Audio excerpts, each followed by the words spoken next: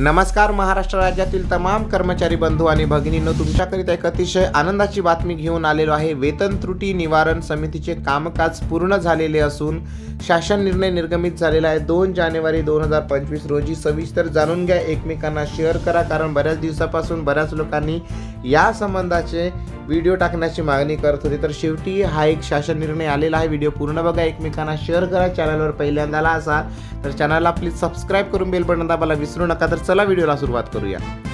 तर 7व्या वेतन आयोगानुसार ज्या पदांच्या वेतनांमध्ये त्रुटी आढळून आलेल्या आहेत अशा पदांच्या वेतन त्रुटीमध्ये सुधारणा करण्याबाबत राज्य शासनाकडून गठीत करण्यात आलेल्या समितीचे कामकाज पूर्ण झाले आहे। याबाबत सामान्य प्रशासन विभागाकडून 2 जानेवारी 2025 रोजी महत्त्वपूर्ण शासन आदेश निर्गमित करण्यात आलेला आहे। सदरच्या शासन आदेशानुसार नमूद करण्यात आले आहे की 7व्या वेतन आयोगातील त्रुटीबाबत विविध न्यायालयातील दाखल करण्यात आलेल्या रीट याचिकांच्या अनुषंगाने न्यायालयाने दिलेल्या आदेशानुसार तपासणी करून त्याबाबत शिफारसी करण्याकरिता वेतन त्रुटी निवारण समिती 2024 ची स्थापना करण्यात आली आहे। सदर समितीच्या कामकाजाकरिता मंत्रालयीन संवर्गातील कक्ष अधिकारी, सहाय्यक कक्ष अधिकारी व लिपिक टंकलेखक पदाचे 3 अधिकारी कर्मचाऱ्यांच्या सेवा 6 महिने किंवा समिती आपला अहवाल शासनास सादर करेपर्यंत यापैकी जे अगोदर घडेल तोपर्यंत तात्पुरत्या स्वरूपात उपलब्ध करून देण्यात आल्या होत्या।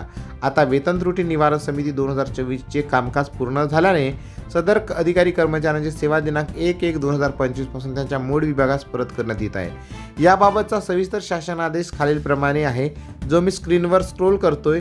त्यानुसार त्यांना ते कामकाजावर परत जाणे आहे। तर आता वेतन त्रुटी निवारण समिती पूर्ण झाल्यामुळे हा GR आलेला आहे। तर यामधून आपल्याला काय कळू शकते? वेतन त्रुटी निवारण समितीचे कामकाज पूर्ण झाल्याने ज्या पदांच्या वेतन त्रुटी निघालेल्या होत्या त्यांच्या आता लवकरच वेतन त्रुटी पूर्णत्वास येऊन सर्वांना वेतन हक्काचे मिळेल, ही एक नक्की आशा व्यक्त करू शकतो। येणाऱ्या दिवसात ते आपल्याला कळणारच आहे की नेमका कुठल्या वेतन त्रुटीवर कामकाज झालेलं आहे।